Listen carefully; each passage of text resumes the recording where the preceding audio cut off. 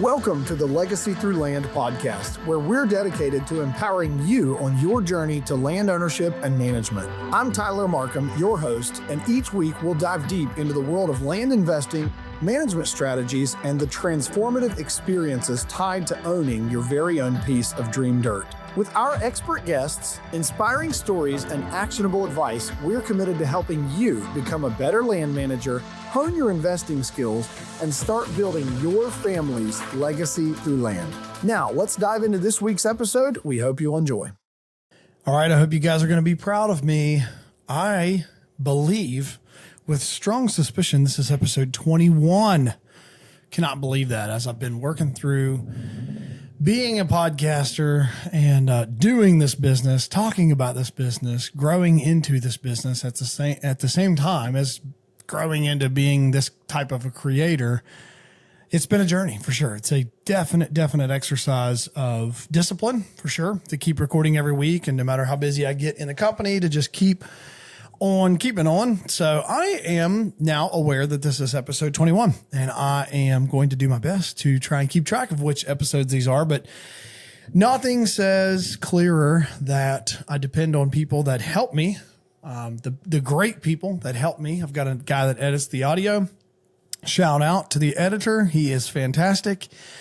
I've got the young man prodigy, Mr. Braden, who helps schedule guests. I've got my assistant, Hannah, who makes sure things happen. So I literally cannot do this without them. But today it's going to be a little different. I have wanted to do this for a while, and I've put it off. There's been a lot of things brewing, but I've wanted to just do an episode that is no guest. It's just me giving you guys an update as a full-time land dude and what I'm doing and all the stuff that's going on in our world, growing the business. And so if you don't follow the business for whatever crazy reason, I am Legacy Acres Land Company.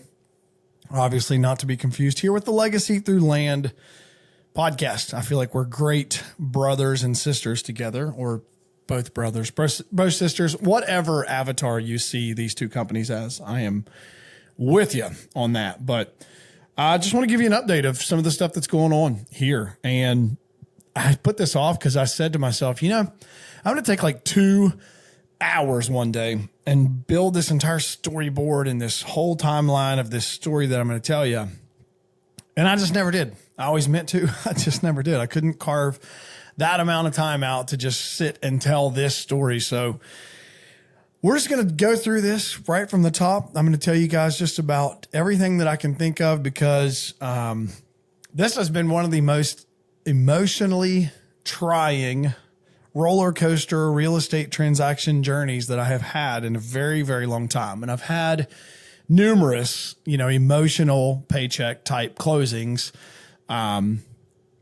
And of course we've had some great, financial paycheck closings, but these emotional paycheck closings are usually the ones that you walk away with the most takeaways. So we're going to the land of Lincoln for today's story time. I'll just give you guys some updates that I've promised I would make. And I've actually gotten some messages, and there's been some grumbling about that. I have seen it online that, I'm selling my Ohio farm, my family Ohio farm in Jackson, so that I can divest here and plan to move to Illinois. And let me just tell you up front, all that could be farther from the truth. So we'll talk through what the truth is today. And I'm just going to be real with you guys. I'm going to be vulnerable, going to be honest. And there's a bunch of highs and lows and fail forward stuff that happens in this story of the land of Lincoln, and kind of what our business is looking like today. So just to back up for a little bit before we jump into this story, I buy and sell land. That's what we do. We buy and sell dirt. I used to, if you haven't listened to the first episode of the podcast, definitely go back and listen to it. It's more of a deep dive on my story and my journey and how we arrive at selling dirt. But I used to flip houses. I flipped houses for a very long time, almost 10 years. We did over 300 houses in that time frame. And a lot of that was fix and flips. A lot of that was buying distressed properties, making renovations to them, and then reselling them. And that's what I did for a very long time. And I got burnt out with it, to be honest. I just got burnt out with it. A lot of people that are, I would consider my close friends and people that know me well know that I drive really, really, really hard with anything I do. I drive really, really hard the whole time. until I don't, until I'm done. And usually when I'm done with something, I'm done with it. And for house flips, I was probably done with it like a year or two prior to when I actually said, hey, we don't have to keep doing this. You know, we just don't have to keep transacting and doing deals like we're doing. I had built a company to the point that we needed to sell like 5 to 7 houses a month just to keep everything moving, you know, to keep payroll moving, marketing moving, everything moving. All of our bills, all of our mortgages, all of our, debt service, paying our interest to investors. I mean, that was what it was. It was like 80 grand a month. And what started out as a really fun journey, building that business and building that pipeline out and, I guess that machine, if you will. It led me to a place where I felt like I was always eating last. And everybody else was being taken care of. Our margins were getting thinner. Our processes were getting worse. We had too much fat. We just had a lot of inefficiencies. And so, the point is, if you haven't listened to my entire story, go back and listen to that one. But this is very much a learning journey for me with land. Kind of the ingredients to the cake that we're baking today is I've been a diehard outdoorsman. My grandpa raised me in the woods as a little boy. That's the only thing that I can still think of today is what made me the most excited and happy, and the things that I looked forward to the most. They usually were all centered around land and being on the farm or hunting or exploring or fishing or riding four-wheelers or whatever it was. It all had to do with dirt. So I had that, and I've been a diehard bow hunter since I got into bow hunting when I was 14, and I just haven't quit. I just have not quit. Love me some guns. I'm conservative. Shoot your guns. Trump train America for sure. I hope that doesn't get this podcast canceled, but I love to bow hunt. I'll wear blaze orange here in Ohio and I'll bow hunt. It's just what I love to do. So you got a guy who's a diehard outdoorsman, been in the space forever as a outdoorsman, and a guy who loves sales. I've been in sales my entire life, never had a W-2 job for anyone else other than myself. I've always done various facets of sales. So I've been in sales forever, love sales, love outdoors, love hunting.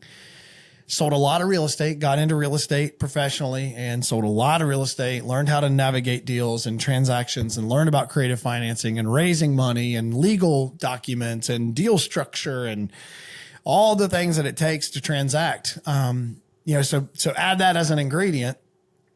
Let me burn out on that and do 300 houses in my company, Trademark Home Buyers, that was in West Virginia and Ohio.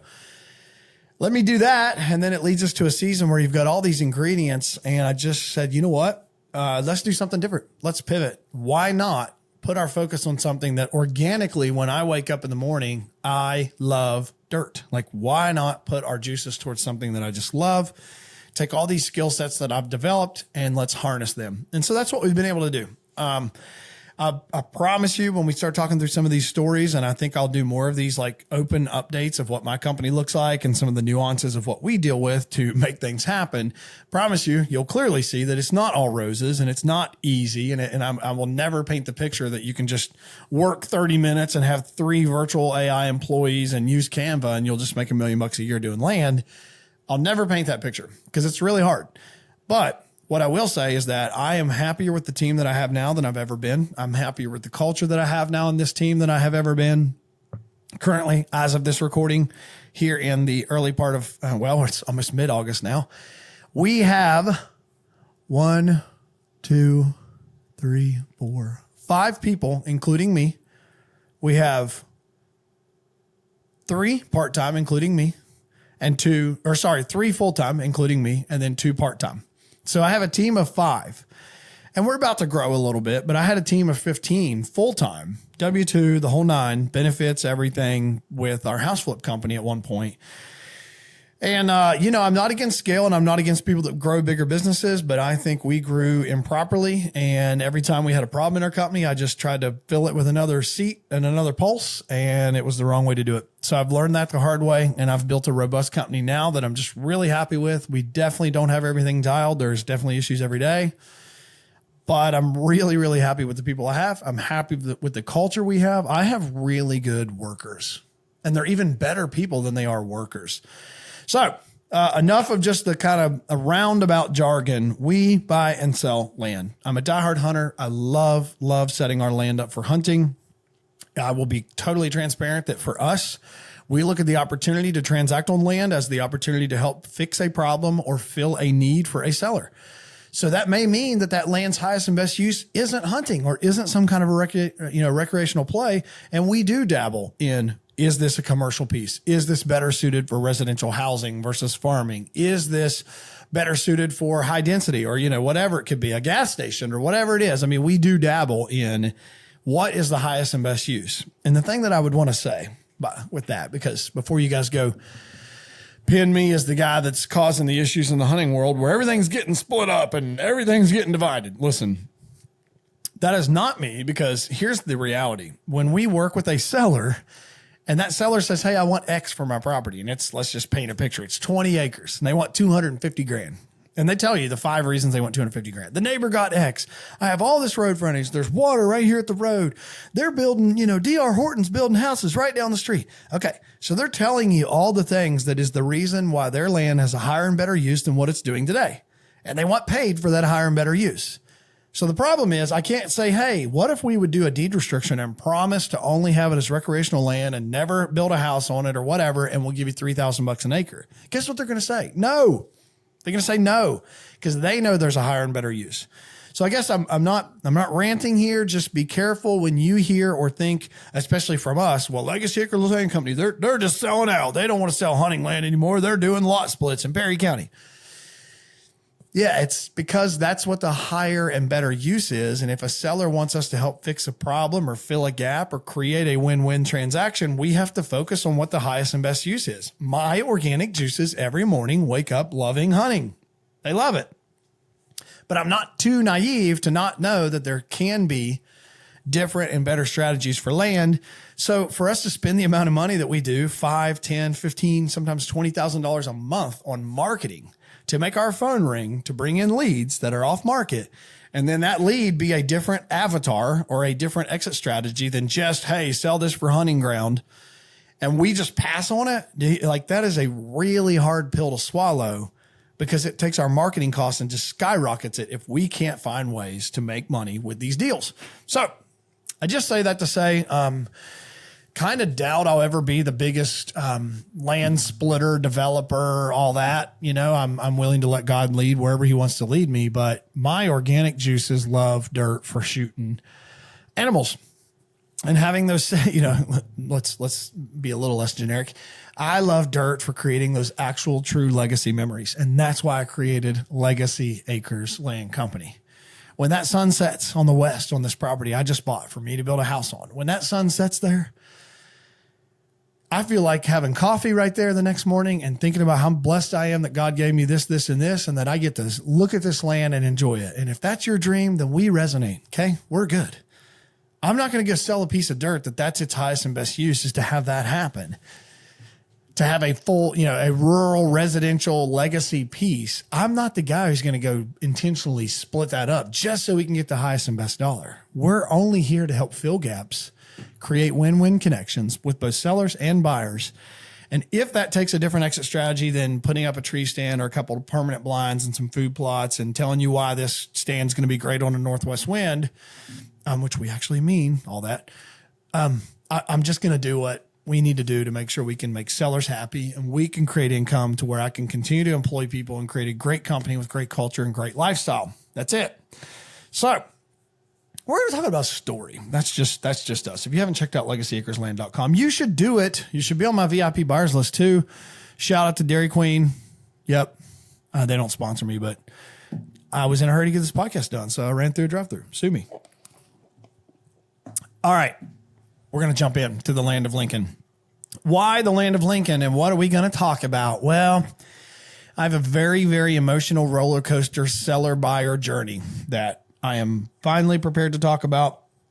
And God and I have been dealing with each other, and I'm going to let you guys in on some of it. So at the end of this, I'm hoping that the takeaway you have is that I'm a real dude that's fighting real battles, working on a real journey of failing forward in life, trying to be a great dad, trying to be a great business owner, trying to honor the people that God puts in front of me, trying to create win-wins for everybody else, and also trying to suppress that organic dream in my belly to own every piece of dirt in America. So why the land of Lincoln? I started going to Illinois, I'm 36 now. Probably when I was 18 was the first time I went. So about 18 years ago. Cannot believe it's been that long. But I just tell you that I got the itch. I had the fortune. There's a man that I consider a mentor in my life, Mr. Andy Border. I don't know if he listens to this, but Andy Border is a friend of mine from my hometown in Ripley, West Virginia. And Andy was outfitting out in Illinois back in the day. This would have been the early 2000s, late 2000s, about 2009, 10, I want to say. But I got to go out, and I was a young dude with not a ton of responsibilities, but I had a ton of energy, and I got to go out and help and do some things on a farm for Andy. And then we went out, and actually my stepdad, Tom, and I went and hunted in Illinois with Andy. He was an outfitter and we were just clients. And I promise, like the first couple sits that I had in a tree stand in Illinois, like I was fully convinced there was going to be a deer stepping out that was 260 inches, like in any minute, behind any tree at any angle. Like I can remember vividly, like my heart beating out of my chest thinking, dude, this deer would have to be like 5 feet, come in flying, chasing a doe, because there'd be no chance in the world I could watch something walk towards me and me get the shot off. It wouldn't happen.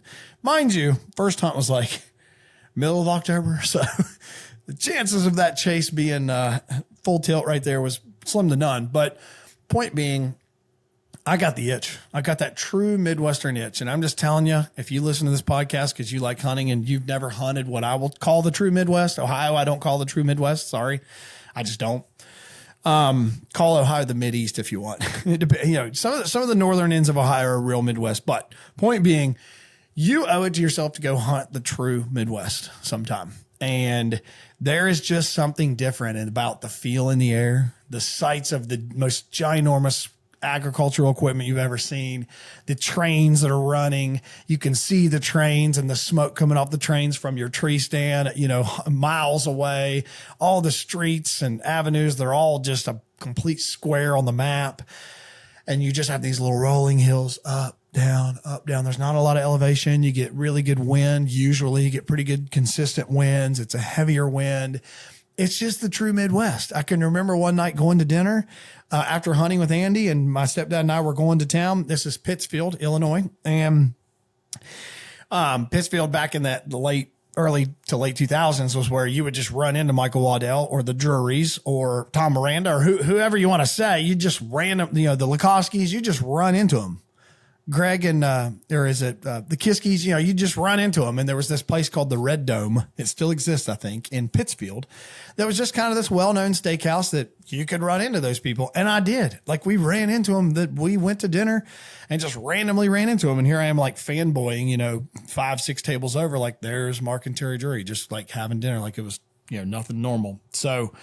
Or nothing out of the normal. But I remember getting back one night from having dinner out there and going back to, we had just stayed in a lodge, like a little metal building, a great little hunting headquarters. And about 5 minutes before we got there, this mega giant, I'm a West Virginia boy at this point. I hadn't even really been hunting Ohio that much. I just started hunting Ohio when I got my license, but my driver's license to drive over. So we had just started to see some deer in Ohio, but I saw a true Midwestern mega giant jump a fence and cross in front of us, in front of the truck headlights, and jump another fence.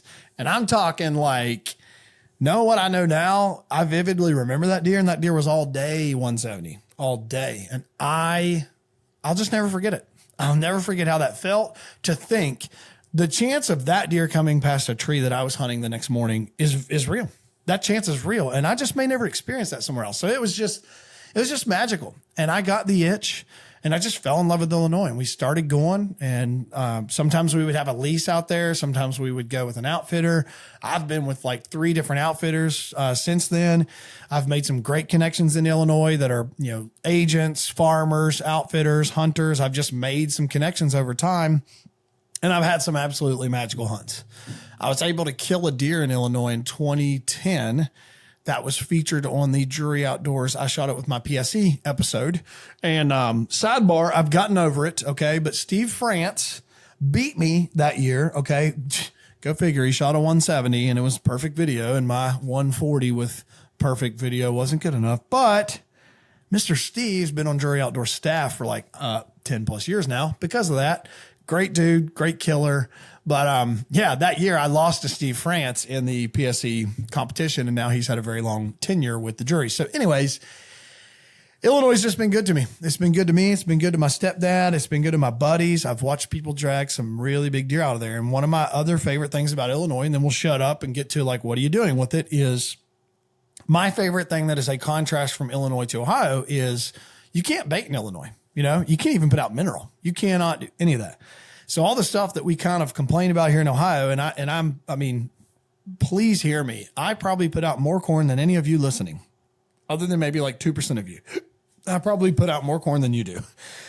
I'll be the first guy to sign that I do not want baiting in Ohio. I would love to see it removed completely. I would be okay with supplemental feeding, but I really would love to see baiting removed. But anyways, that's not the point of today. That is just what I like about Illinois, is it's the great equalizer to me. I heard Don Higgins say that one time. And that's what I think is a relative statement to why I love Illinois, is it's a great equalizer. There's no baiting. There's no minerals. If you're on a 20-acre lease out there and your neighbor's got 2,000 acres and you have a nice funnel and he has some nice funnels, like, you're just as in the game out there as you are here.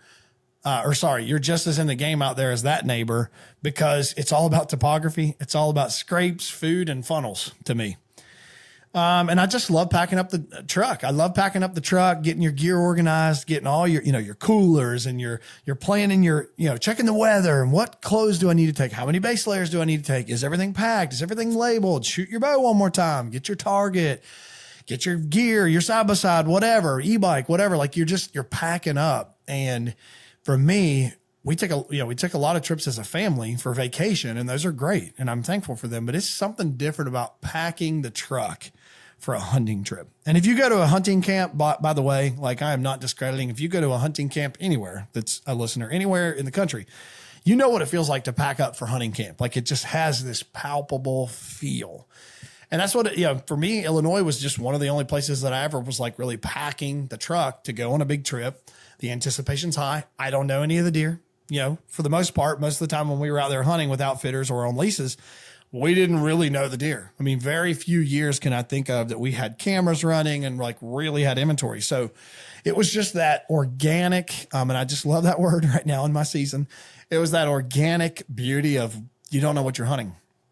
And I also like totally told myself, like, if it was 130-inch 8-point and I thought it was mature and it came in and beat the snot out of a scrape or chased a doe and made a buck roar, like, I'm probably killing it. Because it's just part of the love of the hunt. And, in Ohio, it's just different for me. I've got all these deer and got them named, and how old are they? And do you have sheds and yada, yada. And the neighbor got a picture of this, and maybe we should wait on this deer. Like, it's just different for me. And so anyway, Illinois has been really, really special. And I have dreamed since I was 18. Some of my friends whom I've had on the podcast, Kevin Harris was one of the guys that helped show me that belief building journey at 18, because him and Andy Border were partners in one of those properties. And I got to watch that at a young age. And so it was really quickly like a dream that I didn't even know I could have, was to own some land in the Midwest, own a farm in Illinois. So fast forwarding, finally, let's jump into, that's the journey we're going to go on, is what's it looking like to buy some land in Illinois? And yeah, I'm just going to try to do my best to tell you guys the whole entire story and where we're at, and you'll know it all. Maybe from the end of this, you'll take away that maybe he is just a real dude trying to grow a business, and you might reach out to me more if you got questions, or you might want to tell me about your own journeys, because this one has been trying. So we start in the company. I'm looking to marry the goals of myself personally of owning some farm, owning a farm in Illinois to, hey, it makes a lot more sense for our company to market and do our internal marketing, send letters to landowners, work deals, because I'm not going to tell you guys that the best way to do this is to have an LLC that buys and sells farms to go out to Illinois and look at farms. And that's a write-off, and then put expenses into those farms, which is a write-off. I'm not your CPA, but there's smart ways to do this. So we had decided, let's go ahead and let's experiment in a county. We're going to experiment one county at a time, where we're just going to send some mail, kind of like the mail we do in Ohio. We're going to send some letters to some landowners. Here's the acreage range we're looking at. We've cleaned up our list. Let's just send some letters and let's see what the response rate's like.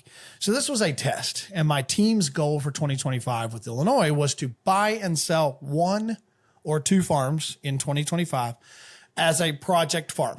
And I hate using the word flip farm, because then it gives that connotation of we just go in there and throw a couple blinds up, rip all the white oaks off of it, and then try to tell you it's a whitetail farm. That's not what we do. Go study what I do. You'll see. It's not what I do. So we thought, hey, let's get a project farm in Illinois. No better way to go out there and hunt and spend time and write the thing off than to have a project farm. So that was our goal. So we send letters to a county. And I'm sorry, the part that stinks about being able to tell this story is I'm going to have to obviously redact county. I'm going to have to redact names. I'm going to have to redact enough stuff, because unfortunately, I would really like to have an inner circle group here. And maybe you can message me and we'll set that up where we all can sit around a campfire and actually tell the complete, honest, open numbers truth. But I think a few of you might have ill intent and try to snake things from me because you have that juice in you. And I hate that for everybody, because I can't then be honest about everything that we're going to talk about as far as names, acreages, what the county was, all that. I'm not trying to say I'm not going to be honest in this story. I'm trying to say I'm not going to say things in this story that I think the, select 2% of you that have ill intent would try and go and just back into, well, let's just, piggyback on all the work Tyler's done and see if we can snake a deal. It's unfortunate. It's really unfortunate that that's sometimes out there. So I'm going to call my seller a different name. We're going to talk about different things. I'm not going to tell you the county, but the point is we started sending letters in a county that I had some experience in, that I'd had some great hunts in. And I had a very good friend say, this is where you want to be. This is where you should be. Someone I really respect.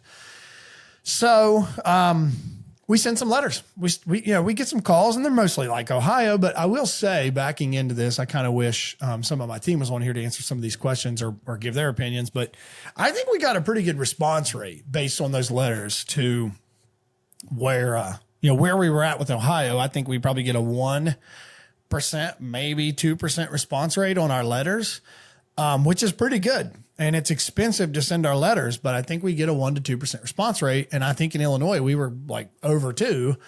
So it was telling us, obviously, test number 1 is that people are responding, that people are willing to talk. But most of it, for the most part, was, yeah, you're never going to buy my land, or, we don't want to sell to a flipper, whatever it is, all the connotations, we're hunters, or it's multifamily generational land, which, by the way, everything I'm saying is I'm not discrediting any of it. I'm just saying these are the calls you get is, hey, this is 7th generation. We're going to give it to our grandkids. And by the way, praise the Lord. Like, amen. If you get a card from me, or you get a card from another land company, which you guys probably do, you just throw it away. It's no big deal. You just use it to start a campfire and nobody gets offended. But I will tell you, there's like a select, also 1 or 2% of people that get really offended. They think you've looked in their windows. They're going to call the cops on you. Don't ever call them again. They just really get hot and bothered. So we got some of that. And to us, hey, a call is a call, and we're always respectful. We always tell people hey, totally get it, but here's what we are. We're a small company. We actually live here in America. We're actually Americans. We actually care. We're hunters. We actually care about respecting the land and making it better. We love farming. We love farmers. I just tell my team, no matter what, if they just tell you don't ever call me again. I always tell them, you need to settle them down that we are not part of what they think we are. So if they called, then we get the opportunity to do that. So we get some calls, and a handful of leads come in, and then we start working them, and this, that, and the other, they don't really work out. But this one guy called in, and so when he called in and Cheryl took the notes, Cheryl is, she does, at that time, she was doing our lead intake, taking all the front end calls. So Cheryl has a call with the guy, and he's got a nice farm. It's over 200 acres, but he only wants to sell a portion of it. And I'm giving you guys what the notes was the guy tells this whole story. The deer he killed last year, he's got a lake, and he built his place. He built him a pole barn building, 15, 20 years ago. He lives a couple hours from the farm. It's his happy place, but he's like 77 years old and he's not getting any younger. And he kind of knows that it's time to maybe be proactive. And he thought he would just sell a portion of his land at first. And maybe we could talk about hunting the whole thing or just whatever. And so I got those notes and I was like, okay, all right, we definitely have something here. So I call the guy back. Well, he doesn't answer. Then Cheryl calls him back like 3 days later. He still doesn't answer. And then we call him again and he still doesn't answer. And I promise you, if I went and looked at the entire call log, because there's a testament to why I'm even saying all this, I bet you I called that guy 15 to 20 times over a month or two period and left voicemails. And then Cheryl would catch him and then she would tell him I've been trying to get a hold of him and he would promise we would talk. And then I would call him and he wouldn't answer. And it was just, and I constantly told him, do not let up on this. Do not let up on this. We've got to work this. So I finally get to have a conversation with this guy. And, I just told him, this is my deal. I buy and sell land in Ohio. I just want you to know that up front. I buy and sell land. I'm a hunter. I love hunting. That's kind of why we started doing what we do. It's fulfilling to us to sell land to people that I think are going to create great chapters and great long-term memories on that property. It's very fulfilling to me. So told him that up front, but I said, for me, Illinois is kind of a personal journey. It's just something that we've wanted to do. It's something I've wanted to own land in for years and years and years. And so we just got to talking. And my thing, when I talk with sellers or anytime I'm in some kind of a sales negotiation, for me, it's always, I'm people that listen to me and are really good friends of mine would argue I'm not a great listener, but I'm actually a really good listener when I'm trying to help someone solve a problem, because I listen to the details and I hear what they're telling me, because that is how I can figure out a path forward. So as he's talking, and I'm hearing the story and everything, and I told him mine, I was like, what are you thinking about selling? Or what's your thoughts? I don't know. I'm just really not ready. I just don't really think I'm ready. I thought I'd just sell this one portion of the farm because it's its own parcel and I could get you some access to it and, yada, yada. I'm just not sure that I'm ready, but we could maybe talk about that. And so I said, I understand that. Like, I totally do. I totally get everything you're saying. But here's my thought is, if you're not ready to sell it because you're not ready to quit making memories there and you're not ready to give up, just this journey and this 20-year runway you've built, I understand it. I totally get it.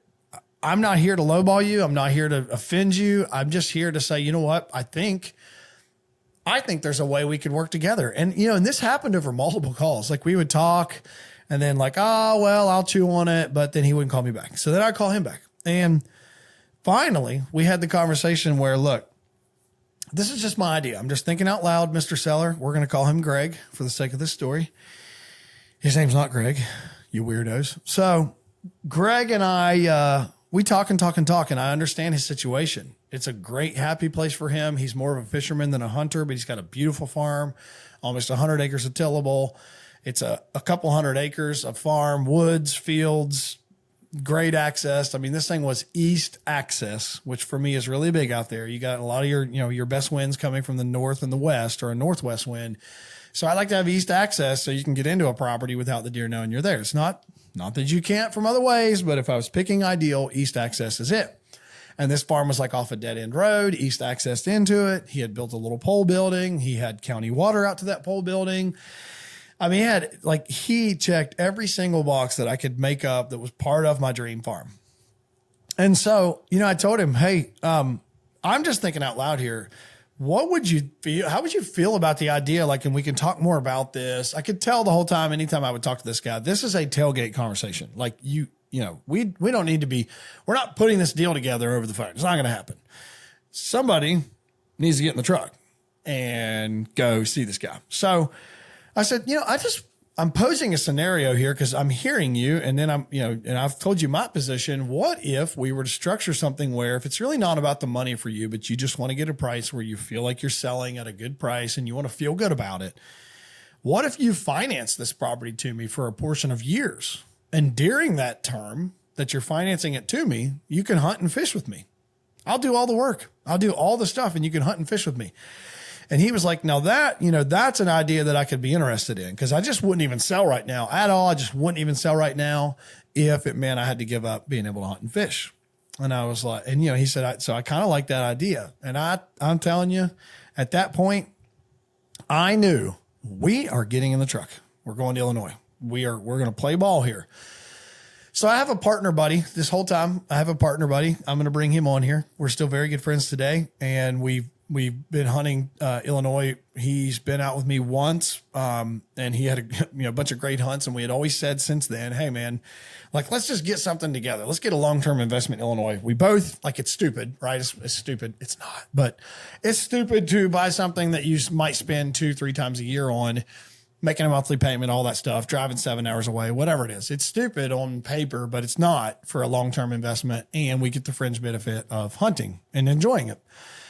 So my partner, and I kept telling him about this deal. Like, hey, I'm working this thing. Like we're going to need to like strike. If we can strike here, we're going to need to strike. And, are you ready? And he's always like, yeah, dude, I'm good. Like, let me know. Let's go. I trust you. Like, let's do it. So I told him, like, I'm going to Illinois. Like, we're trying to work this out. And I've told him, dude, I got to go. Like, it can't be in 2 weeks. It needs to be in like 2 days. I got to go. We're going. So it didn't work out for him. He couldn't go with me at that time, but he told me, obviously, just, do your thing, take a ton of videos and photos, and I trust you and all the stuff, do you. So I load up. I actually took my car. I load up my car. I load up I bring 5 different versions of a contract with me. Clear from we struck completely out and we're doing a hunting lease to, obviously nothing, just walking away, to here's a hunting lease. Here's a lease with option to buy, meaning we've leased the farm to hunt it, but we have an exercise right, to the option to buy it in a set number of years. Here's a owner finance agreement, that we're going to buy it for X, or here's a full cash purchase at X. Like, I brought every contract. I bought the whole kitchen sink with me. What I also brought is $10,000 cash I know I'm going to make an honest deposit for this guy. And by the way, in Ohio, I never give earnest money because it's annoying. It's refundable. It's all these things. I just don't ever typically do it. If a seller asks for it, we'll do it. But typically we're like, look, we're going to close in 10 days. So if you're good with just getting everything in a wire, then let's do it. But I knew getting this far from home, I wanted to show this guy my intent, and show him good faith. So I had some cash from some stuff I had sold. You got your little cash stash. So I pull out my sacred envelope system and I'm like, here we go. And I put $10,000 cash, put all those contracts in my backpack, take the drone, take my clothes. I schedule a hotel, and I also schedule a look at 3 other farms while I'm there. Just, some that were leased, we were working. Some I thought, maybe I'll lease this. Some I just was like, I'm going this far. I'll just go look at it. Because again, I'm all about the relationship. You've got to make sure you're nurturing relationships with the owners. And so I was going to do a 4-property tour, with my final property being the Holy Grail at the end of the tour. And that's what I did. This was in early April. And I went out by myself, got a hotel, went out. And this whole time, you have 7 hours of anguish plus all the other days, but I have 7 hours of anguish where I'm like, all right, how do I do this? How can I do this? Can I afford this? I can't afford this. No, yeah, I can. Well, I can afford this. I can only afford it if we do this. Or what about this? Or what if there's some timber? And maybe I could cut some of the timber to help pay for some of the down payment. Or just, I'm doing all this stuff in my head of like, how do I do this? How can I do this? I can't do this. No, yeah, I'm good. It was a million degrees of emotional roller coaster. So you get to Illinois, I finally get there. I'm looking at a couple of the farms that are potential opportunities for either a lease or maybe a purchase if this main one doesn't work out. But then my last day, I'm able to meet with the seller. I meet with him at the farm, and I just cannot tell you the first time that I drove down the driveway to this farm. And it's a dead-end driveway. It's a township road right into the farm, dead-end driveway. I mean, I'm not going to cry today because I'm in a pretty good emotional state, but I could have cried then, and I was scared. I was terrified because it was so amazing. I literally was telling myself, like, I can't do this. But I was also saying, like, I can't leave here without doing this. Like, I can't leave here without structuring something with this dude. Cannot. So I get there. He's going to show me around the farm on the side by side. We spend 2 hours driving around on the side by side, just getting to know each other. He's got this little barn dominium, apartment garage combo there that he stays at. And we finally do the whole tour. I mean, the whole entire time, I mean, I'm hyperventilating. I'm texting my partner like, dude, we gotta go, bro. We gotta go. And I told him when I pulled up, like, you need to be open and ready to be on the phone. Okay. Like I'm gonna have to come out and like tell you the brass numbers that like, we're going to put pencil to paper today. So be available. And we finally finished the tour. And, you know, I can just tell my seller is super, super emotional. Arguably so. He spent 20 years building this empire, and he's, you know, done all these things and all the memories he has there. And he's 77. And he said to me when we found some time to sit down, because I knew we're not going to do this deal just sitting here at the tailgate of the side by side. We need to like find some time to be able to talk, but we're in the middle of nowhere. And so we go into the barndominium and we're just sitting. It was cold enough that day. I remember it was raining cold. It was cold enough that like we could have stood to warm up anyway. So we went in and we're just talking, you know, just trying to get to know each other better. And so the whole time, you know, he's just like, I just don't know. And by the way, we hadn't agreed on a price. Okay. I just always said, we hadn't even talked numbers, by the way. Any of our phone calls had not been about numbers. I always told him like, I'm not here to lowball you. I'll give you a fair number. Like, this is, you know, I'm looking at this from a long-term perspective because openly on a short-term investment, like I can't afford to pay market retail, right? I got to have equity up front. On a long-term investment, I can't afford to pay for it because I know what's going to happen over time. So we hadn't talked numbers. So finally, you know, it's like, hey, you know, what would feel good to you? You know, Mr. Seller, Greg, what would feel good to you? When you consider the idea of selling and what would feel good? And he's like, you know, I just have to get enough money to really feel like I was doing the right thing. And, you know, I have an idea what stuff's selling for in the area. And so that's when I'm kind of nervous thinking, well, I'm not like, I can't be the top guy in the area, but I won't be the lowest. I need to be like at a fair number, but I can't be the top guy.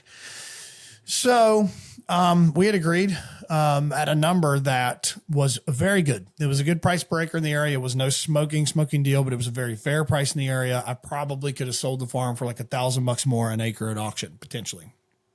But again, I didn't care about that.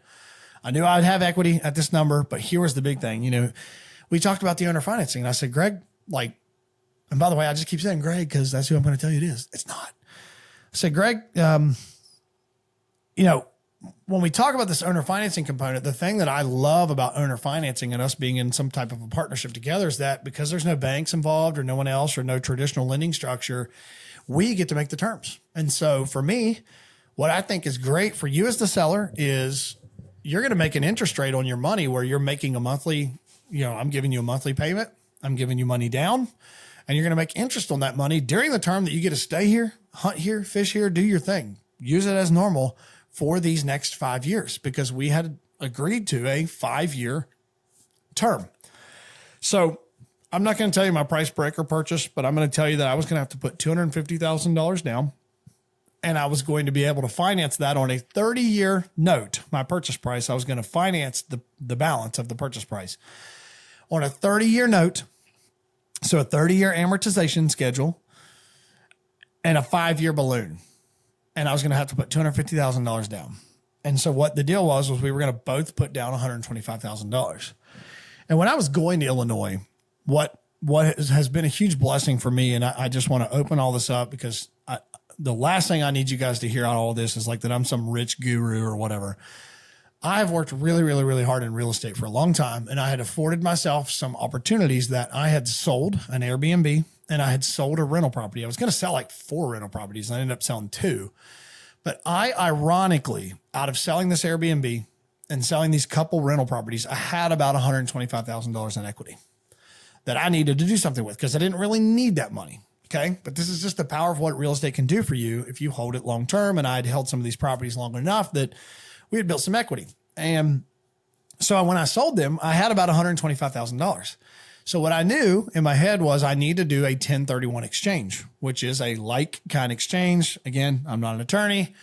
Contact a 1031 exchange attorney. I'm going to bring one on the podcast soon enough. But essentially, I could take the gain that I was going to make in those sales and transfer it to another piece of real estate. Land qualifies as long as it was of equal or greater value than the total sales price that I sold all that stuff for. It would be equal or greater value. And this deal would qualify because I was doing owner financing with him. My purchase price was pretty high because this was a couple hundred acres at a fair market value. I was able to 1031 exchange that money and pay no tax on it and move it towards my half of the down payment in Illinois. Hope you follow me so far. And that was a God thing that I considered a total God thing, that I don't deserve this property. I don't deserve this blessing. I don't deserve this dream that I've had as a young man. I don't deserve it. I'm just not there yet, God. Like, I don't deserve it, but you, like you choose and you will the things into our life that I believe you want us to have. So I was accepting that, hey, maybe God really truly is working this out, because the exact number that I have to spend is exactly what my half of this down payment would be if we were doing a 50-50 partnership on this deal. And my other partner was like, yep, it's good. You know, the money's good. Let me know when you need the wire. We were both going to be paying about $2,500 a month in a payment to the seller. So we get going, you know, and let me back up here. As we're talking through this, you know, my seller, we're talking through this, just having coffee at his table there and talking about numbers and, hey, you know, what does this look like? And he felt like, yeah, you know, he wanted like more money down. And I told him how, like, hey, if we did more money down, like, honestly, it wouldn't help me. I wouldn't be able to afford some of this stuff. But if we did a better price breaker on the purchase price and you took a little less money down, here's what the interest would look like. And I showed him that he would make over $200,000 in interest at 4% interest. I was going to get 4% interest on this note. Here's what that would look like over 5 years alone. He'd make another $200,000 in interest. And that was going to get him to a magical number between interest and my purchase price. That was exactly what he wanted for the farm. And I was able to show him, like, this is going to work for everybody here, where I'm giving you this unique fringe benefit of you being able to stay here, hunt here, fish here, like it's your own, as part of this deal. And what he also asked was, hey, what if in 5 years I'm still healthy and I still want to keep doing this and, like, I don't want to quit coming to the farm? And I was like, well, if you're willing to continue to run this note with me and continue to offer this financing instead of ballooning the note and making me pay you off in year 5, which would require me to either sell the farm or refinance it with a bank. If you're willing to just keep running the note, the longer you want to stay here, the longer you'll run that note. I will never, ever want to cancel a 4% interest 30-year note on a farm, right? For any of you that are listening that know mortgage rates and know what things are at currently, like, this is a really good deal. Really, really good deal. And I told him that. I told him I can't afford to pay the bank rate today, because if I could pay the bank rate today, I would just use the bank. But I want to structure this with you where you get that 5-year window that you want, and here's what I can afford to do while doing that. So we had agreed at that 4% interest rate. And the monthly payment was going to be like, you know, we were both going to be paying about $2,500 a piece, me and my partners, for the deal. So everything was good. Yeah, we came to terms on that. The one thing, though, is, like, my partner, he wasn't able to answer the phone the day that I struck the deal. And so it was kind of weird to me that we weren't able to talk through it. But, you know, we have a relationship that he's like, dude, just, you know, do you. Like, do your thing, get it set up. I'm good. So it was a little stressful for me, but the seller and we prayed together right there. And by the way, he wasn't wanting to sign anything. He was like, well, you know, write all this up and let me give it to my attorney and then we can talk about it. And I was like, listen, Greg, I want to be honest with you. I want you to know how serious I am. I want you to know my intent. I want you to know that I want to do this. And I'd be more comfortable if we just sign a general piece of contract paperwork here. I'm going to give you some earnest money. And I pulled out the $10,000 cash and sat it on the table and told him, this is my intent here. This is how serious I am. I want you to keep, and, you know, he didn't want to take it. Didn't want to take it. Oh, I don't want to take that. I don't want to take that. Let my attorney look at it. I said, look, here's the deal. I'm driving 7 hours. We can have your attorney look at this. I have full confidence that you and I are going to have a full meeting of the minds, because everything we've just talked about, as long as that doesn't massively change based on your attorney's direction, like, we're fine. We're good. If there's material semantics or things that we need to work through, then we're good. And so he did. He took the money reluctantly and he signed one of the pieces of paperwork. And so I could just tell how emotionally distraught he was, and the same emotional distraughtness, if that's a word, that he had, I had the same emotional distraughtness, because I didn't feel like I deserved this. And I told him that I don't deserve this, other than the fact that I'm going to promise you that we can work together, and we've got a unique deal here that's going to uniquely serve both of our needs. And I was able to leave. But before I left, me and that seller prayed together, and we cried together, and we hugged, and gosh, it was emotional. On the way home, like everybody that was important to me, and this is maybe a precursor to the whole story here, everybody that was important to me in that transaction were the people that had helped pave that path for me, the dream, the journey of that dream of building that, which was Andy Border, which was Kevin Harris, which was my partner, which was Molly, which was anybody that knew of this dream. I called every single one of them on the way home, and for whatever reason, none of them answered. And then we all talked tons, but they didn't answer that day. So where it left me was a windshield and God and me and my brain. It left us right there for 7 hours on the way home. And there was times in that 7 hours, like the first couple hours, it was like, I am so jacked. I am so thankful. I don't deserve this. I am crying. I am crying out of joy. I can't even think straight. I cannot believe this is happening. God is good all the time. Then an hour later, like, I can't do this. I cannot even do this. I can't afford this. This is crazy. This is irresponsible. I don't know if the seller's even going to go through with this. Did I push him too hard? Did I push him to do this deal more than I should have? And is this really what God wants? And God, is this what you want? And I don't really know. But maybe it is. Cause like I said, you got my down payment and all this figured out and that stuff sold. And then this seller answered and then I met his needs and we structured a deal that I think honors you. And I think we're good. Like, I think we're good. Right, God? And then, 2 hours later, like, goodness, I don't know, man. And then, my partner and I, we didn't even get to talk much more that day. He was busy and it's like, is this good? Like, is this going to work? Is this good? And, I finally got home, back to Ohio, and it was just like, I could cry. And I told Molly, like, I already have cried. I've already cried. Okay. Like, I'm done crying, but I'm good. Like, I'm good. This is unbelievable. This is amazing. This drives me so hard to want to make sure that this is going to work, that I'm going to go out and create whatever success path I have to make this happen. I'm going to do this. And, so my seller, he was really hard to communicate with in the beginning. Right. And so it's kind of an overlaying, he doesn't talk on the phone a lot, I should say. Or maybe it was just me, but he told me, hey, I need to have my attorney review this, here. And that's why I told him, well, here's a piece of, we'll both sign a copy. I've brought 2 copies. I'll take mine to Ohio. You give yours to your attorney. And he even said, like, here's my attorney. Here's his info. If you want to just email it to him, which I did.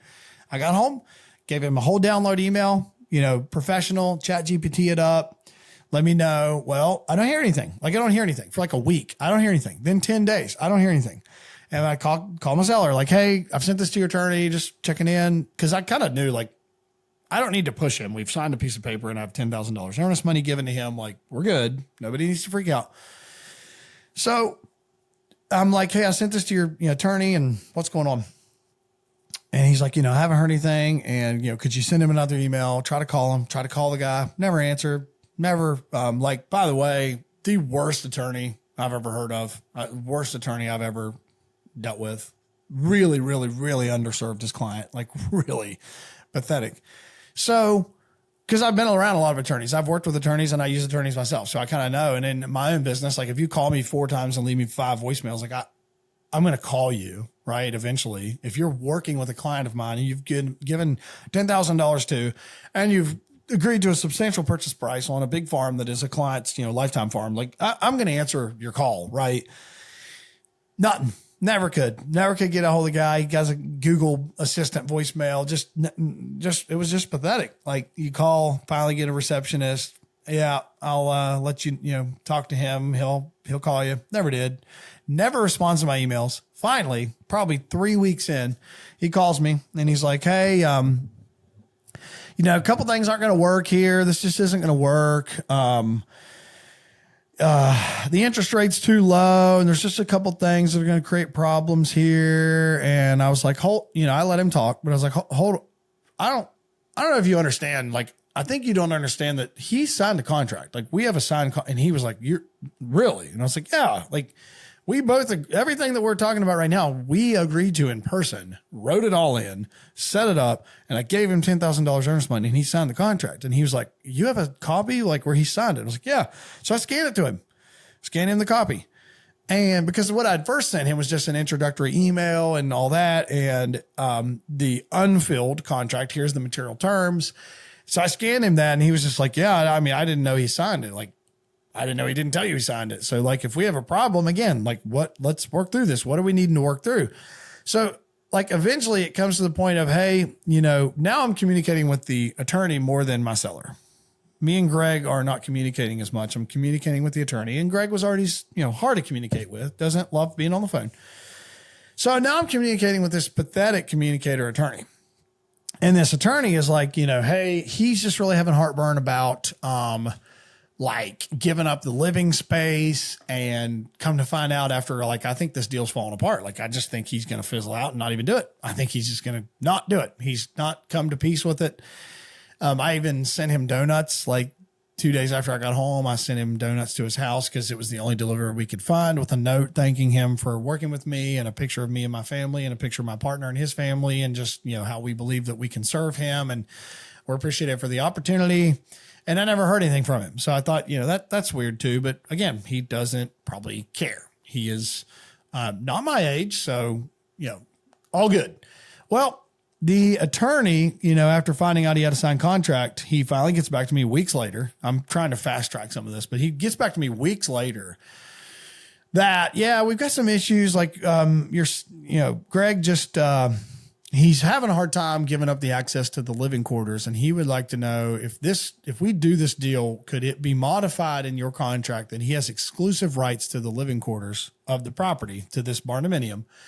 It's like a garage apartment combo, that he has exclusive rights to it during those 5 years.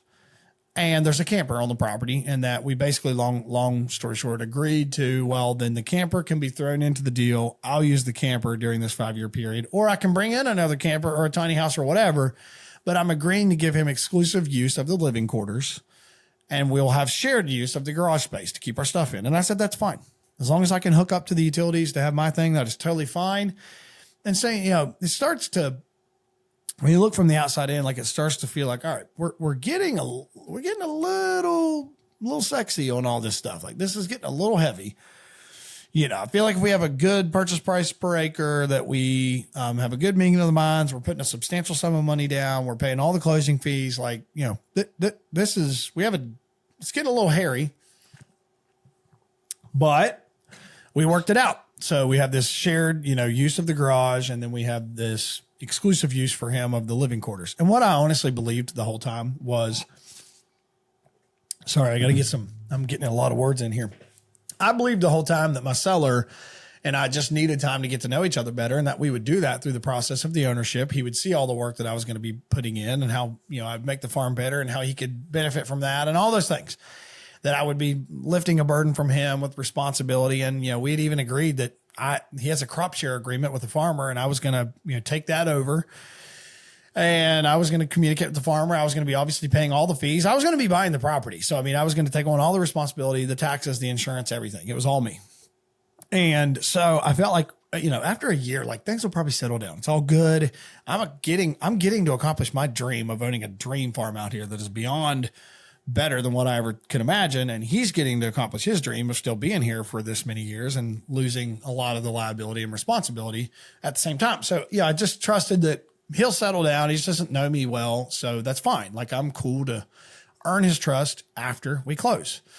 So I kept, I agreed to all that stuff. So we had signed an extension at one point because his attorney literally never did anything. Anytime there was a modification in the contract, he would like say, well, this is what it needs to be. And I'm like, so you're doing that, right? Like, if Mr. Seller wants to use you to do the, help handle his side of it, then you're preparing this, right? Like, yeah, I got it. Well, he never would. He never did. He never did anything. He never prepared anything. So when we would get close to deadlines and close to things, I was always preparing it, sending an email to him like, hey, we've just never heard from you. We've called you 3-4 times, sent you multiple emails. You don't answer.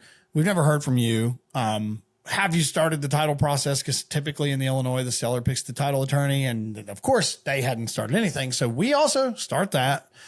So at that point, I had built, the new modification of the contract. Well, it was going to expire. Like, our date to close was going to expire. And I was telling them this whole time, hey, I've got to do a 1031 exchange in Ohio because when I sold those rental properties, so this was a kind of a kicker. I'm just now remembering when I sold those rental properties, the Airbnb and the other properties, I was buying this farm, this Ross County 81 that you guys have heard me talk about, this farm that I really, really loved. I was going to plant that money there. This Illinois thing hadn't happened. Like it hadn't even happened. This hadn't come to the table. So I'm buying the Ross County farm, excited to get it back as, my first home farm that I own completely by myself, no partners, no nothing. And I bought it. I closed on it and I 1031 the money from those rentals into that. Well, then Illinois comes up and I told the seller like, hey, I've got this money, but I need to sell this farm in Illinois or Ohio. I need to sell this farm or I can't afford to do this right now. And we had like a 60-day close. And he was like, of course, like I'm not in a hurry. I don't really care. That's fine. So it was, again, another hallelujah of this is all working for the good of God's people because it's all working. So I list that farm for sale. And if you guys have followed me, you know that it sold. And there's some stories there in the middle where I put 2 culverts. I put a culvert, redid a culvert on the entrance of that property twice in a 60-day period. $7,000 the first time, $12,000 the second time. And it's a wild journey, but I had to, because I had 1031 the money into that Ross farm, I had to sell it to afford to buy the Illinois farm. So I had to sell it to transfer the money again to something else. I had to. So I sold it, and I sold it for the same price I bought it for. And I ended up putting, $15,000 in it in the middle with culverts. So long story short, the buyers that I believe are going to become good friends of mine that bought it from me, this culvert literally washed out, hellacious rainstorm, terrible event. It's a 4-foot culvert. I mean, it's a 5-foot culvert. Sorry. Giant culvert, washes it out. We had already spent like $20,000 back in the day putting this thing in. And of course, the people that originally bought it from me had it a year and a half and had no issues. And then the week I buy it back from them, literally culvert washes out, terrible rainstorm, gets clogged, and it washes out, goes down the creek. We have to put it back, $7,000. Like, well, that stinks, but we're putting the farm on the market. Fast forward. Friday, we closed the farm on a Friday. Like hours later, this culvert washes out. Crazy rain, like 6 inches of rain in this exact area. Long story short, I told the new buyers, look, I'm not going to stick you with that. If you guys are willing to split the price with me, we'll go get the work done and get it done right. And we always thought we did it right. So I don't want to make this story too long, but we always thought we did it right because my dude, Justin Taylor, has done excellent work for me. He's never had a culvert washout, but we saw that this area can experience some torrential downpours. So the second time we put the culvert back in, we lined it with concrete on both the face of it and the tail of it and compacted it all with stone when we put it back. So anyways, long story short, I sell the Ross farm in Ohio to free up that 1031 money to get ready for this Illinois deal. And during that time, like we're going to lose, like the contract's going to expire because old attorney dude that's not doing anything ever answering any emails, he was going to let it expire. I mean, I just knew he was. So we said, dude, like we got to get an extension here to get going on some of this. So we got an extension and he did get that. He did prepare like a 1-sentence DocuSign extension. Literally, that's like both parties agreed to extend this contract. Sign here. That was it.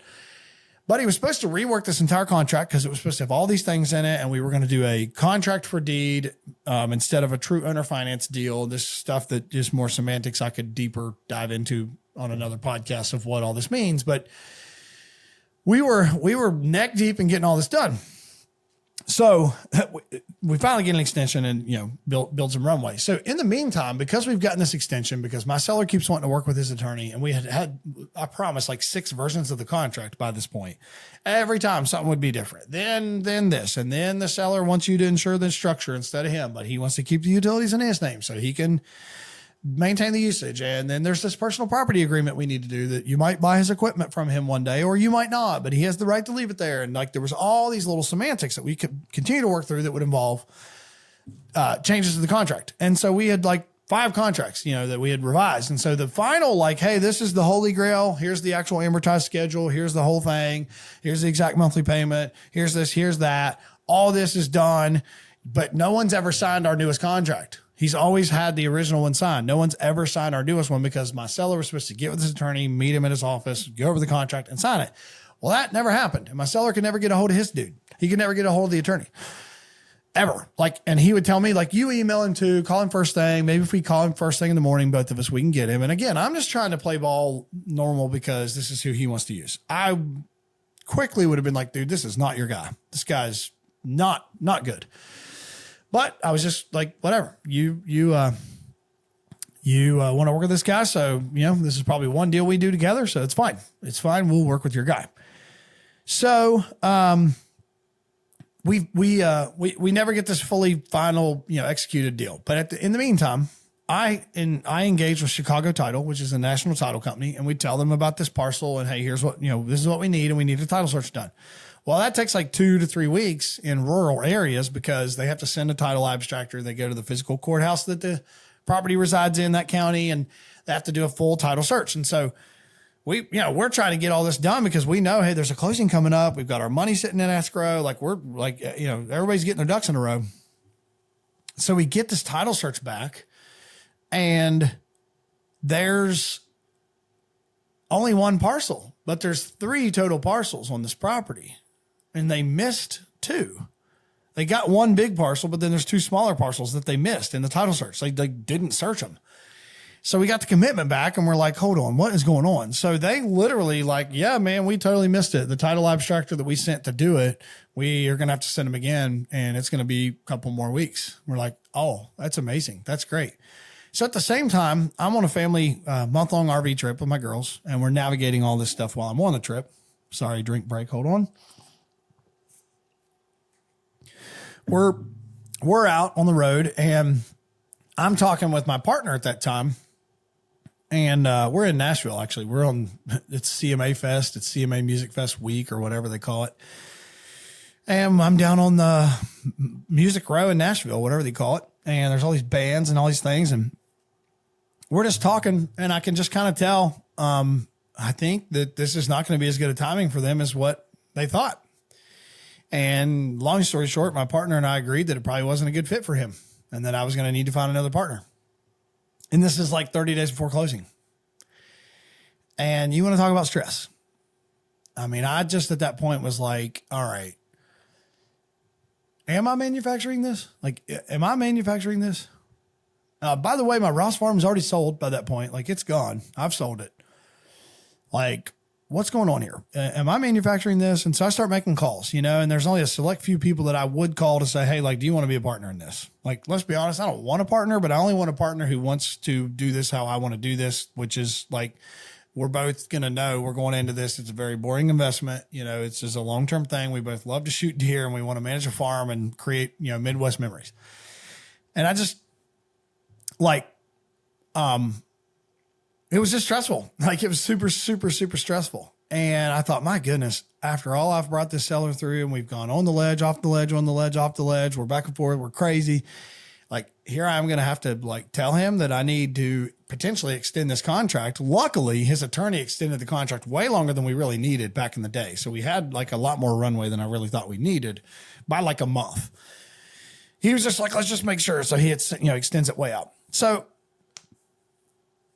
I talked to my parents at this point, and my parents have done deals with me. My parents, obviously, we have our Jackson Home family farm, and I just, this is probably a good time to explain that I've heard these murmurings and social media rumblings that I'm selling that farm to divest myself in Ohio and all that. And no, that's just couldn't be further from the truth. Since we bought that farm, which is 500 acres in Jackson, Ohio, since we bought that farm, the original farm, and then bought more farms and put them together. And since all this work, we're in our 5th year of owning that farm.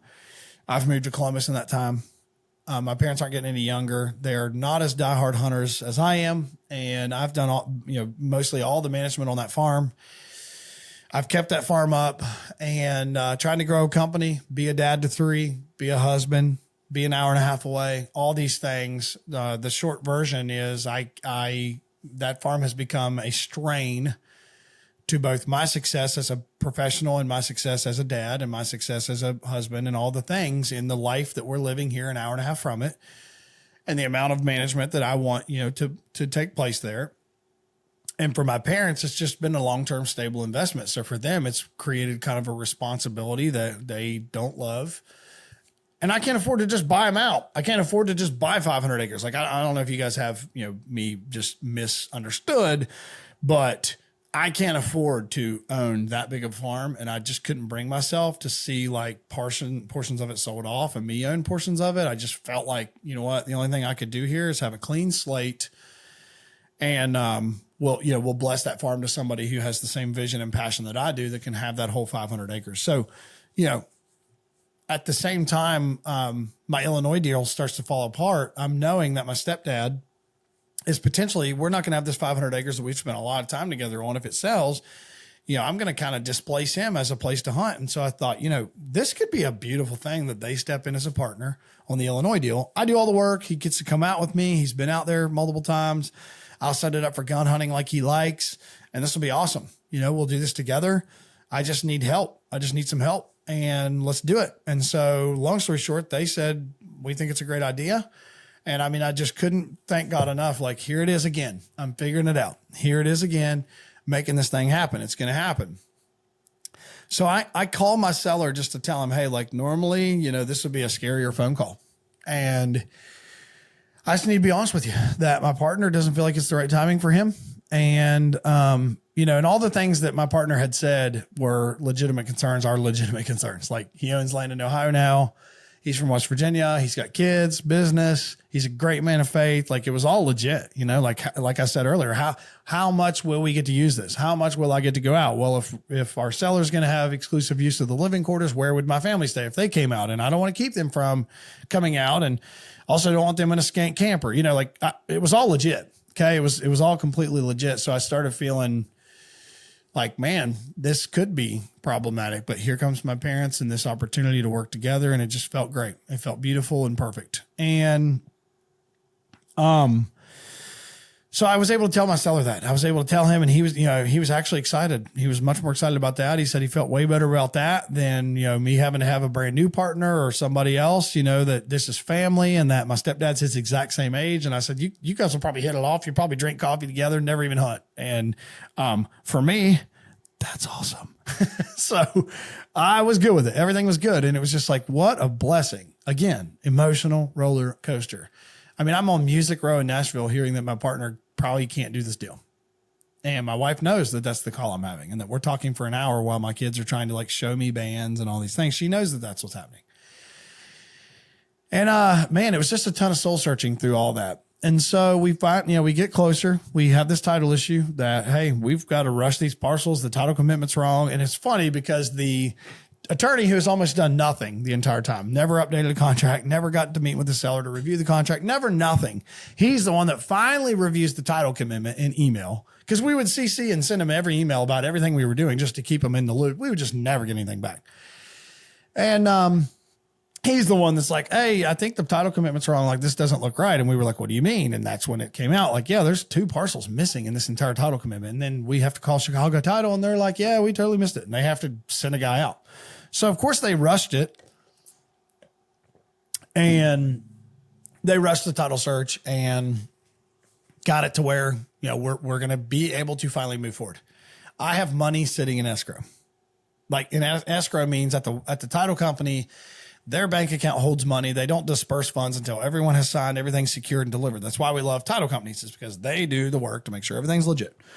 So, and I have a 1031 exchange. It cost me $1,250 per exchange to do these. So I have a 1031 exchange that's sitting there waiting to close on this farm. Well, I mean, we're nearing this final extension deadline, but at the same time, because we had extended, I went out to Illinois in June. We still weren't closed. I went out there, and the seller had agreed to let me just go ahead and spray the areas that I thought I'd plant for plots. I went ahead and got 10 cameras on the farm. Started making my plan. We worked hard for 3 days, getting stuff ready. We got 10 cellular cameras out. We did all this stuff, getting ready, sprayed plots. I was spraying with Roundup and 2,4-D to give, these are spots that hadn't been planted in a long time or never. They weren't any tillable acreage. They were just funnels and clover areas and things that we wanted to have as plots in year one. So I wanted to try to get a head start. Went out in June. I'm not closed on the farm, but I have the permission to be there doing all this work.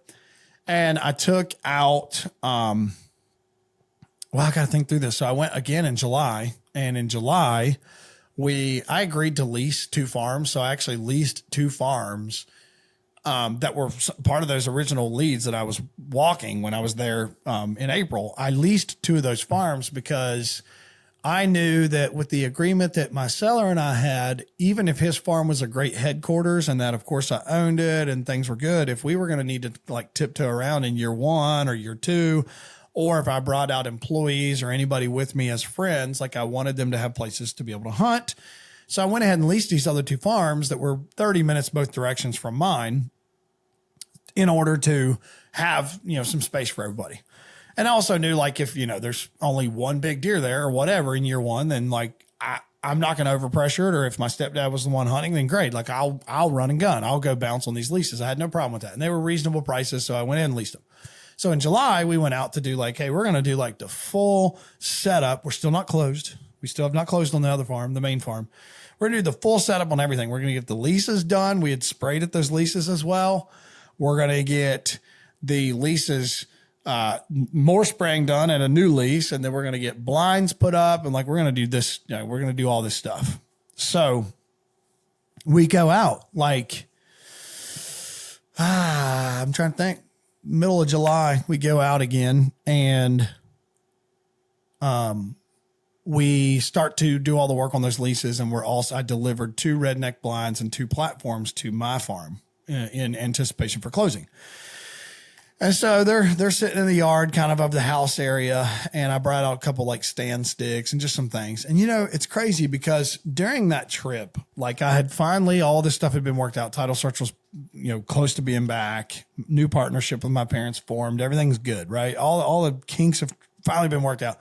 My seller and I were talking somewhat more normally where we would talk like once every 2 weeks. And that was way better than what we had been talking.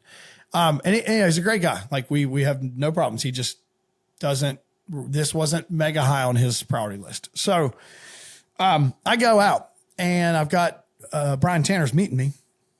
He's going to meet me and we're going to do a bunch of work, Brian and Mary. And we were going to stay in his RV and which is the RV I use for my RV trip, but we were going to stay in the RV and then, bounce to the leases, get cameras on the leases. Cause I didn't get any cameras on the leases in the June trip. I just got cameras out on my farm.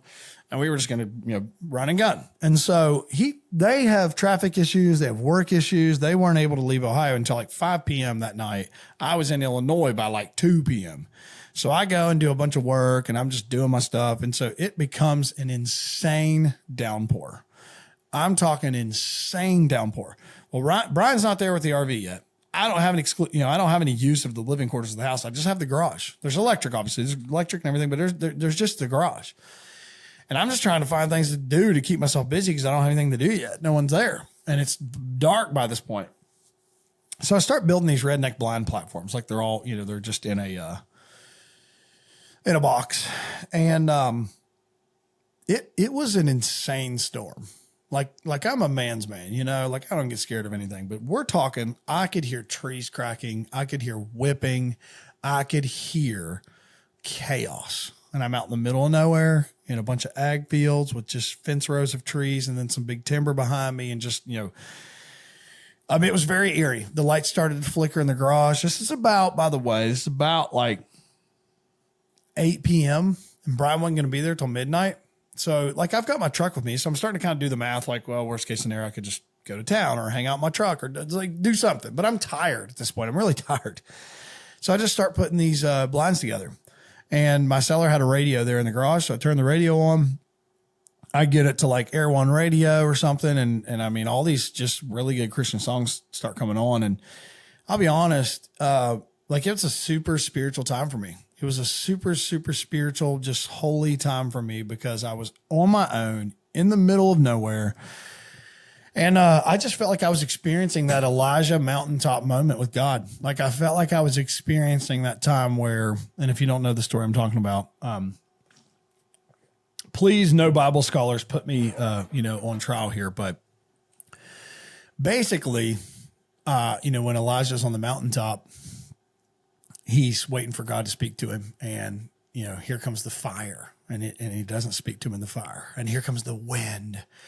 And he doesn't speak to him in the wind. And here comes the rain and the storms, and he doesn't speak to him. And finally, in the still and the calm and the quiet was where God talked to him. And it's such a great biblical lesson that I just felt like I was experiencing that night. It was very eerie. I was out there by myself. There was no one there to distract me, nothing there to distract me. I could hear the wind whipping. The rain was coming in sideways. I had the garage door half shut, half open. And I'm just sitting there on a stool, putting together redneck blinds, running wrenches, just having a pure time, singing these praise songs. And I mean, there's just, again, all those emotions. I don't deserve this. I'm terrified. I'm not sure this is going to work. I think I'm manufacturing this deal. I actually don't know that this is going to happen. Is this smart? This is amazing. I'm so blessed. Look at these blinds. These are rednecks. These are awesome. By the way, there's nothing redneck about a redneck blind, side plug, but I like them. But like all this stuff is going through my head, like all this stuff. Is this what I should be doing? Am I a good dad? Does this make me a bad dad? Like, am I putting my faith and trust in too many material things? Is this really what God wants? Is this like, hold on, God, are you trying to talk to me right now? Like, is this storm for me? Is this storm for me that you potentially have to say, listen, I got you to 7 hours to nowhere, and I'm about to get you into some silence here. When this wind quits whipping, I'm going to get you into some silence here. I'm going to have this praise music, and I want you to hear from me. I want you to listen to me. And I kind of thought that's what it was. I really thought that's what it was. And it was just a pure, beautiful time. And I don't have any answer through that or get any answer or any again, no mountaintop movement from that. There was no, my seller didn't call me and say, hey, I just want to thank you for everything you're doing. Or, hey, I just want to let you know I'm really excited about doing this. Or title company didn't call and say, hey, we got the title search back, or nothing of the sort. Nothing that would have been like, oh yeah, that's confirmation. Nothing. So Brian gets there, I don't remember, 1 or 2 a.m. It was really bad because they obviously drove through the storm. That I told him, hey man, it's coming. Like you better watch out. It's serious. You may not even make it here. It is serious. And they get there 1 or 2 a.m. We set everything up. We bust it for 2 days, just killing it on these leases and the permit in my farm. Of course, Brian loves my farm. We walk through it. We go through all the setups. We scout more. We look through all the situations, where to put food, where to put cameras, everything, set up the leases, working hard at the leases, and we go home. And so, that's when things start to shift. So, I'm driving home myself. Brian's driving in the RV, but I don't know what it is. I start to feel just uneasy. I just do. I start to feel uneasy. Like I can't place it. And,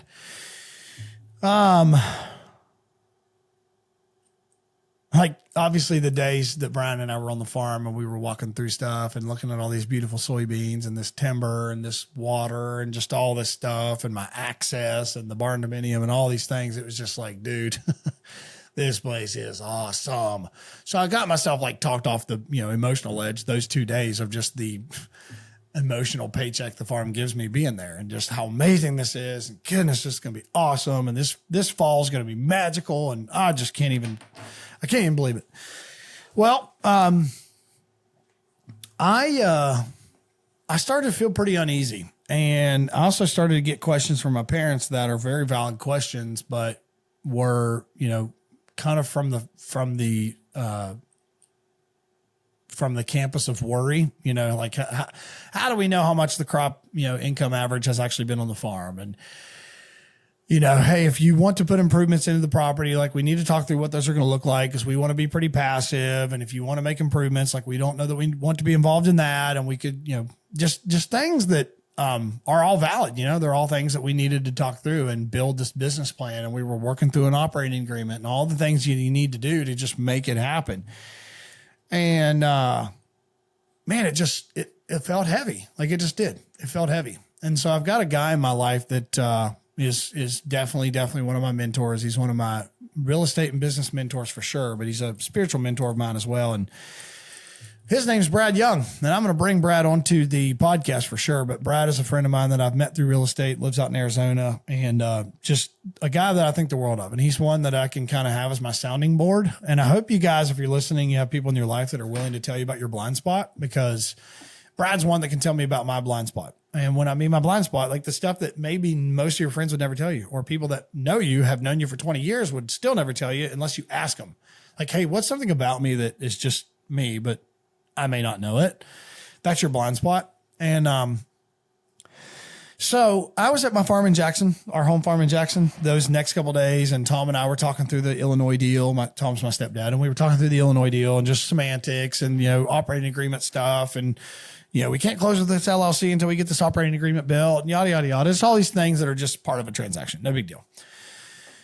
And when I left the farm, it was just like, man, that is, like, it's just, I don't know, just as heavy. And so I called Brad on my way home, and he and I are both hard to get each other on the phone. So when we get on the phone, it's usually an hour-long session, and I'm really, really thankful for his time that he gives me. But Brad knows me pretty well, and I was just talking about things. I was talking through this Illinois deal, and I was like, dude, like, I don't know sometimes, like, if I'm manufacturing my life, like, if I'm listening to God, I don't know if I'm listening to him. Like, I want to say I am. It's definitely aspirational that I am, but I'm not sure that I am. Like, I can't get peace about this.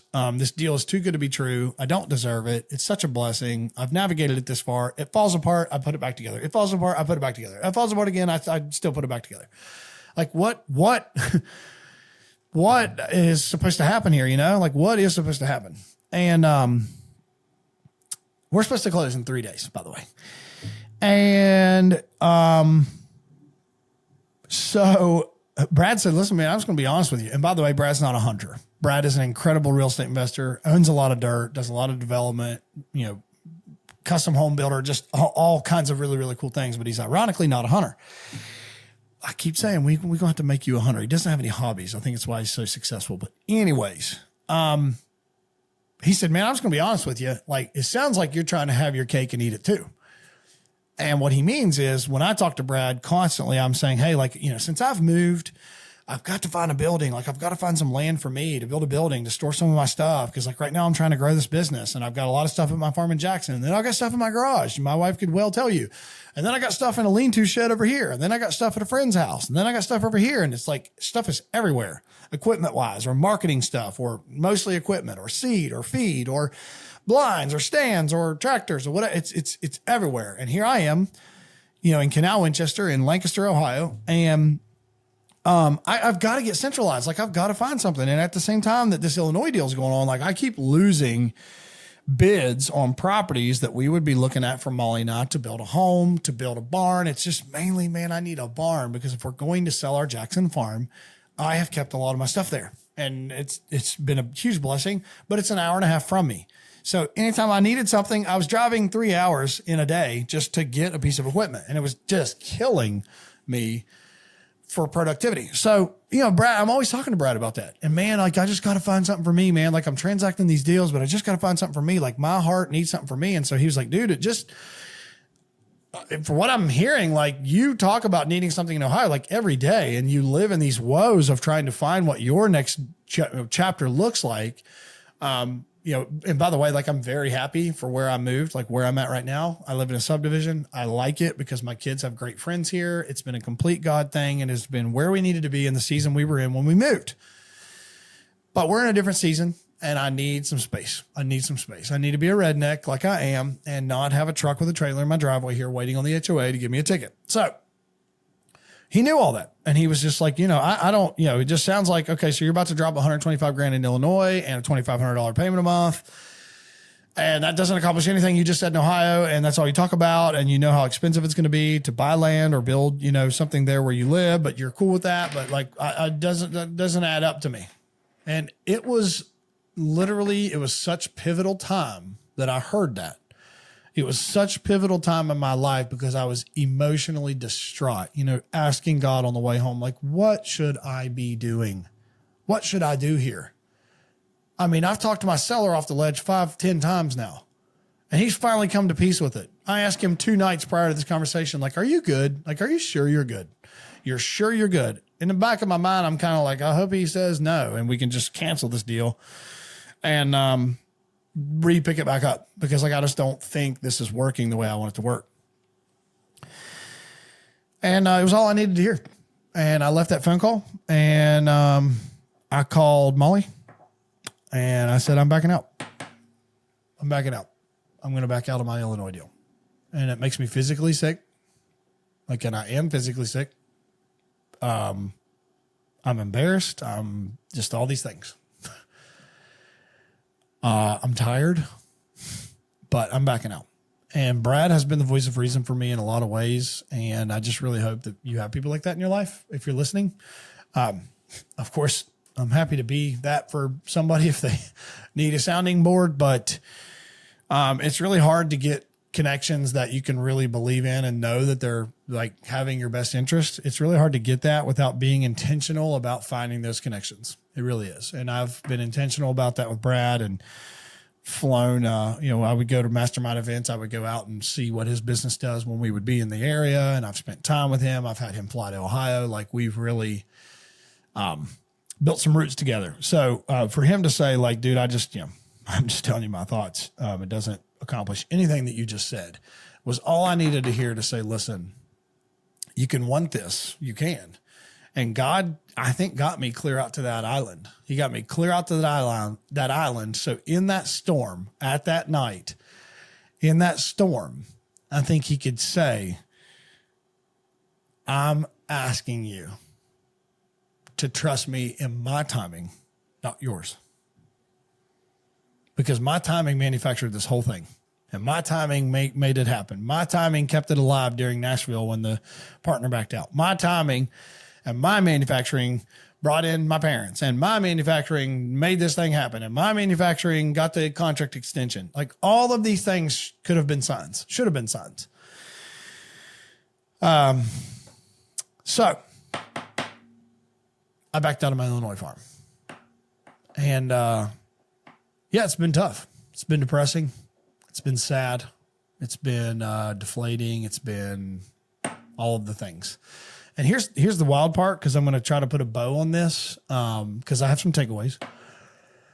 Number one, that was a very hard call to make with my seller. It was very, very hard. And I did it. I called and told him. And my money was sitting in escrow, by the way. We were 3 days from closing. My money was sitting in escrow. I called my seller, and obviously he was very upset, but he didn't need to sell the farm from day one. So that was great. That was a really big blessing. And here's what I believe will come out of this. I'm just speaking this in now, but my seller and I had a really long talk. I offered to lease the farm with an option. I offered to do anything, and he just wasn't interested in any of that. But he did say that if his health rapidly declines, that'll be his first call. That if he needs to make a decision on the farm or needs to do something on the farm, that he will call me first. And I believe he will, and I trust him. And the other part was, I told him, hey, if I sell something, or, I rip a big deal, or I need to protect some money and I don't need a partner at a certain point, or I find a new partner who'd be willing to do this deal, or, whatever, that God puts us together and it's better timing for me, he's going to be my first call. And I just, told him how sorry I was and how embarrassed I was that I had strung him along this long, and that, I would take care of any of the fees with the legal fees. And also, just so you guys know, and you can compartmentalize this, I did not ask for my money back from my seller. So he kept the $10,000, and I've got another $2,000 or $3,000 in legal fees with the title search work and all that, not to mention my 1031 exchange fees. Not to mention I sold an Ohio farm that I loved to make sure that this Illinois deal could be bought. So, yeah. Probably $20,000 at least. $20,000 to $25,000 if you calculate some of the culvert chaos on the farm that I sold and helped these guys by fixing that culvert with them. If you count some of that chaos in there, yes, like $25,000 probably that I'm losing over this deal. And this is what's crazy, is at the same time, and this is how God is, and this is how good God is like, even in our hurting, because I am hurting. I've been depressed about it. I've been upset. I've been mostly embarrassed, because I don't like to move the goalposts like that.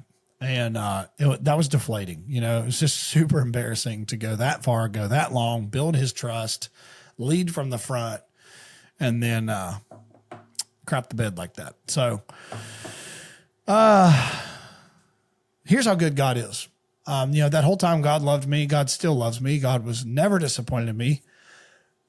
As disappointed as I am in myself, he was never disappointed in me in that stuff. I wish I could listen a little better, and it might not cost me as much or people around me, but I've learned through that. But here's the silver lining. Number one, I believe I'll buy that deal in the future. So I believe that wholeheartedly. I believe God will put that into my lap when it's right. I believe he will. I believe he'll align the perfect partner, because really, I don't want to do that deal without a partner, because it's just too much money for me to spend. I just don't feel good about that, spending that kind of money without a partner. As bad as I don't want a partner, let's be honest. Partnerships are hard. They are. They're just hard. But I believe the right partnership will come along that will allow that deal to come to fruition, and I'll be able to re-engage with that seller and everything will work beautifully. And then number two, at the same time that we kept losing deals here in Ohio, when I backed out on the Illinois deal, we had a farm here in Ohio that was like 20 acres, barns, buildings, an old farmhouse, but it was like, it checked every box of what I needed here in Ohio for the business to grow and stabilize, and for me to hire a farm manager, and all the things that I've built in my brain need to happen. That farm checked every box, and we really felt like we were going to get it. We had made a cash offer. We felt like the realtor was good. Everything was good. The sellers needed to sell. We were low. Compared to what they were listed at, but compared to the condition of the property, we felt like we were a fair offer, and we were coming in with cash as is. So what happens through that is, we're thinking that they're going to sign our offer the very next day. And this is, I've lost the Illinois farm, but we're going to get our Ohio piece, and I'm going to see that with God. But this was a brand new Ohio piece, brand new. It just came to the market like a week prior. So it wasn't something we had salivated over or had a lot of time. We were just ready to strike. It was in our geographical area, and it checked all of our boxes except a few. It was way too much money. That was a big one. But we were just going to rip the Band-Aid and do it. And I got fully aggressive, told the realtor, let's do it. Well, he calls us and says they've just received another offer that was higher than yours. That's cash. Or I shouldn't say they said it was cash. They received another offer and it's higher than yours. So we said, okay, we're going to write another offer, and we're going to put everything on the table. And those people are supposed to write an offer, and we're going to put it all on the table. So we wrote an offer, the coolest offer we could write. And it even had an escalation clause in it, which is something else I could talk about.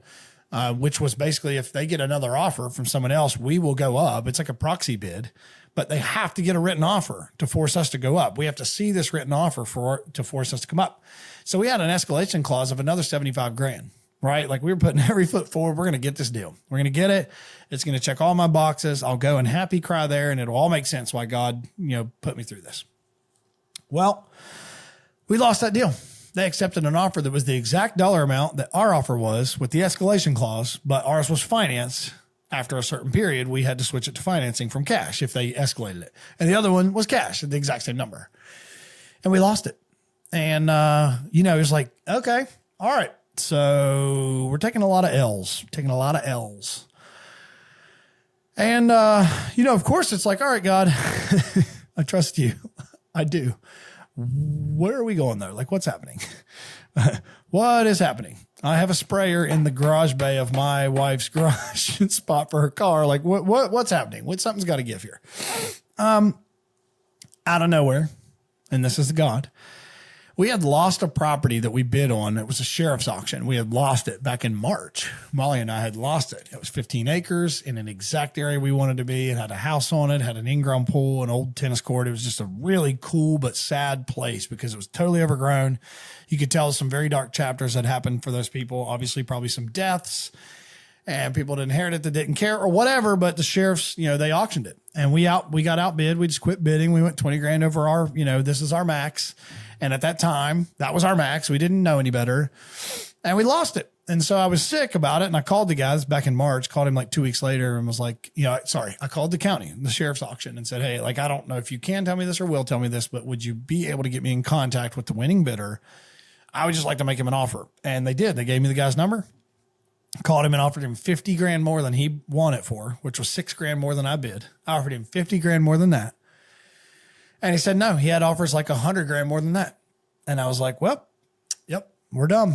Like, that's just it, not it. And Molly is one of these, like, hey, if it doesn't happen, it doesn't happen. We just move on and that's it. And I'm like, that's fun for you, but it's not fun for me because I get attached and that was the one and we wanted it. And woe is me. That guy called back the day after we lost the one that was just the one I was telling you about, the one that we got outbid on. I know, 2 stories in one. The one that we built an escalation clause for, and it was definitely the one and all that, and it was 20 acres, and we got outbid.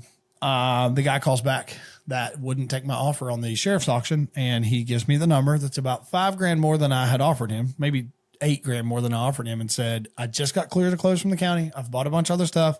If you can close in 5 days, it's yours. And we did it. We closed. And when I go out that driveway, I feel the peace of God. Like, I feel the peace of God. I'm out there working now. It's a jungle. I can't wait to tell you guys these stories, but it's a jungle. But it's where I'm going to build my forever home, at least for now, as far as I can see forward. It's where I hope my daughters have their weddings in the front yard. It's where I'm going to build a barn for my equipment. It's where we already have an in-ground pool. It's just a huge blessing. I'm hoping it still works after I clean it out. But we paid a pretty penny, but I could not be happier. And through all that, I just see that God will orchestrate the path forward that he wants you to have if you will trust him and follow him. So I honestly think that the takeaway is when I started manufacturing that deal in Illinois, sitting with the seller, praying with him, we cried together, we're emotional together. I think at that point, Tyler started to run the show. I do. I think God probably would have told me, hey, I might let this one happen for you, but it's not now. It's not a no, it's not now. And I can tell you guys that we wouldn't be able to do this deal in Ohio without clearing our brains of, hey, we are not getting the Illinois farm. We're not committing to that kind of monthly payment, yada, yada, yada. We're not doing it. We wouldn't be able to be in the position to strike on this property. And so that's that. Last thing I'll say on Illinois, those leases, I kept those. I've got 2 leases, really excited about them. And I had to go out last weekend. I had to go out and completely, finally lick my wounds. I had to go out and because remember, go back to my story. I already had cameras on this farm. I already sprayed food plots on this guy's farm. I had 2 blinds sitting in the yard. I had to go back and get all that. And offered to plant his plots for him too. And he didn't even really care. Didn't take me up on it, or hasn't so far. But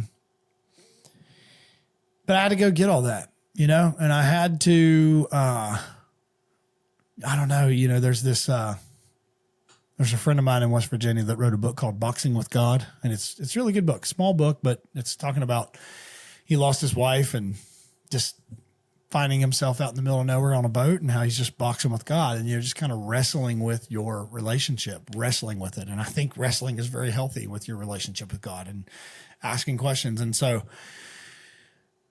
we got some time to wrestle and, I got those blinds off there and I got some time to look in the rearview mirror of my truck and just trust God that it was going to happen when he wants it to happen. So, that's a little bit about what's been going on here. And, I've been emotional and been stressed and all those things, but I truly trust that his perfect plan will work out. So, so when you think about like, oh gosh, I don't have all my stuff together and this guy just sounds amazing and has the most dreamy business there ever was and just never fails and never has any problems and makes tons of money and all this stuff. Well, there you go with a real look at the inside of the mechanics of this business in my life. So, please don't disguise or sell yourself short that you are the one who has issues and you only are the one in your life that has woes. We all have them. I think it's up to us to figure out how to lean on God more and how to trust him to help us navigate them. So I am definitely not without those issues, but that's that. That's Illinois. So that's been an update here. That's what's going on. Like I said, I got the 2 leases in Illinois. I'm really happy with those. They're going to provide a great landing space for us to go out there and kind of continue to get entrenched.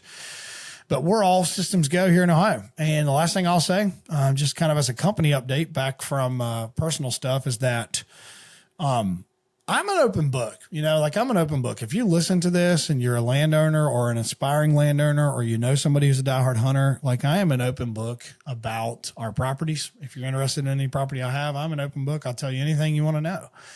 And it's been a slower year. For the last 12 months, it's been a slower year in the land game. And I think there's two things that will, because I'm going to give you a forecasting for what I think is going to happen. I'm going to give you some advice. It's been a slower year because I think interest rates have finally started to catch up with people, because I recognize that what I sell, land, is generally on what we would all call the secondary market, meaning it's not a primary use for people. It's not a primary place that they place their money. It's not a primary daily, action to go buy a piece of recreational land. Now, obviously, you could argue that if you're going to build a house, then you need to buy some land first. But most of what we transact is something that goes as a secondary need for people. And when the interest rates are high and the market's weird, and we think that, Trump is good on some days and bad on others, you have a recipe for what the market has done. And you've seen, it's happening in housing. It's happening everywhere where the market's been a little slower. And here's the advice I'd give you, is I want to tell you what I see from some of the biggest land investors. Okay. And then I want to tell you what I think you should do. I'm also going to tell you what I think is going to happen. We can circle back on this in about March of next year and see if I was right. But this whole time that I've seen some weirdness where we didn't have as much euphoric buying, and people have been a little slower to buy stuff, and some of our properties have sat way longer than I thought they would. And these are really good properties, really good properties. Some of these have sat way longer than I thought they would. I think it's, I've watched the point of what I was going to get at is that I've watched the biggest landowners and they haven't slowed up a bit. I've watched the biggest land buyers and land buying companies and land owners and businesses that I know and can see from the sidelines, and they haven't slowed up a bit. And this is why I'm telling you to listen to that. Because when people know more than I do, you watch what they do, right? When you find someone who knows more than you do, you watch and listen to what they do. It's how we operate. It's what we do. We inadvertently or advertently watch stuff. I know that these people know something I don't. And what I believe they know is that in the game of land, it's a slow game, right? The train is, we all can argue the train's moving faster, meaning interest, appreciation in property is going faster than it ever has.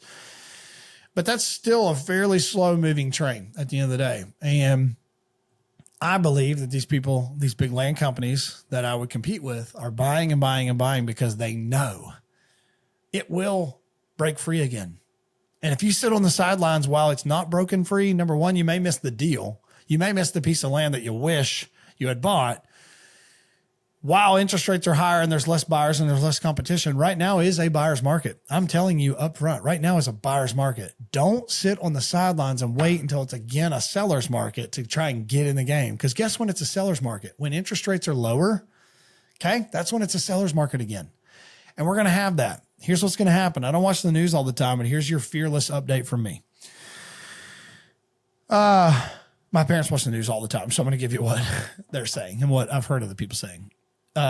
Trump, he's hard on to the guy that controls interest rates in America. He's hard on to the guy. And when that position moves and gets alleviated or changed or whatever's going to happen, we will see a drop in interest rates. I can just about promise you between January and April of next year, we will see a what I would say a fairly drastic reduction in interest rates. What's that going to do? It's going to open the market back up. Here's the mistake you don't want to make. I'm telling you. I heard this said in house flips all the time with mortgage lenders. Date the rate, marry the house. Well, in land, date the rate, marry the dirt. Okay. And what do I mean? Okay. You're not buying a piece of land right now because interest rates are 7.75% or 7.25 or 6.85 or whatever they are that are higher than they've been. You're not buying right now because the rate's too high. Well, guess what? The properties that you can buy right now because the rate's too high because someone else isn't buying them, those properties that you can buy when rates go back to 3 and 4%, boom, they're sold. You lost them. Do you realize that you can refinance a property at any time? And especially with our friends who I'm going to bring on soon, Farm Credit and Rural First, we're going to bring on these people because guess what? If you buy at today's rate at 7.25% or whatever it is, even if you're like me and you have 800 credit, it's still 7.25%. Yeah, it's a higher monthly payment, but you're going to get a better price on the property because it's a buyer's market. So you can negotiate. You're going to get a better price. you can refinance it for like almost nothing. With Farm Credit, when rates drop, you can refinance the property and they even pay back what you've paid in interest that you wouldn't have owed if the rate was lower. They pay it back. It's called patronage. Ask them. I know this. I'm going to bring her on the podcast. I'm going to bring Amanda Falk on to talk about this, or Leland Tinklepaw, who's in the commercial side. I'm going to bring them on to explain this. Don't sit here and wait while rates are higher, because when you wait, so is everyone else. And guess what? When rates are down, you're going to be in the competition that you don't want to be in, which is 2021, 2022, 2023, when stuff was euphoric. I'm just saying, ask yourself why the biggest land buying companies are still buying like crazy right now. It's because they know stuff. And their job is to have inventory. When the market gets lower on the rate and you now magically get interested to buy because you think, well, now I can afford it because it's $100 less a month because rates are lower. Property's already sold. Sorry. So don't sleep. And don't sleep on my stuff. Self proclamation here. I got good stuff. I got some good stuff. And I got a few properties that we've had a little longer than I thought we would have, that if you give me a call and you want to negotiate something, we'll do it. 100%. We'll do it. But I'm not going to give them away. But I also recognize that in our business, there's a big, powerful thing that is called the velocity of capital. And I recognize opportunity cost at not being able to buy other properties because I have money tied up on certain properties. So I'm happy to fix that. If you want to negotiate a deal, let's negotiate a deal. I've got some really good stuff. Just don't sell yourself short on skipping being a buyer right now because rates are too high. Don't do it. Don't do it. Get in, find the property you want. Right now it's a buyer's market, so you need to go buy while it's a buyer's market. Find the property you want, then go refinance when rates are cheaper. That's been your free advice here on the Legacy Through Land podcast. So that's it. God is good. He truly is. God is good all the time. I really appreciate you guys listening to this. If you like updates from me, more about like what's going on in our world, let me know that. Post a comment. If you're watching this on YouTube, let us know. Please share this. If you listen to Apple Podcasts, if you would share this with a friend, it would mean a lot. I don't even know what I'm trying to accomplish with this other than to tell stories like this to reaffirm that I believe you can do this. I really believe you can do this. And I'm happy to help you. I'm not a guru. I am a duru. I've already taken a shower midday today because I was in Morgan County this morning taking pictures and crashing the drone into a tree. I brought it home though, so I do this stuff. I really do this stuff, and I'm happy to help if I can. But that's all. Hopefully you've enjoyed this. Hopefully you now know I'm not selling my Ohio farm to divest into Illinois. If you heard that rhetoric, that's a lie. Can't wait to get you guys some more updates on the next coming weeks. I got some really, really good guests coming. But for now, I've got dry mouth. I need to go mow at the new dream property. God is good. Land of Lincoln. Peace. See you on episode 22. Bye. And that's going to wrap up this week's episode. If you're finding value in this content, we'd love to hear from you. It'd mean a lot if you could share with us how this podcast is helping you on your journey and let us know of any topics you'd like us to cover in the future. Be sure to connect with us on all social platforms at Legacy Acres Land Co. and subscribe to stay updated on when new episodes drop. We hope you've enjoyed this week's episode of the Legacy Through Land podcast, and we'll see you next week.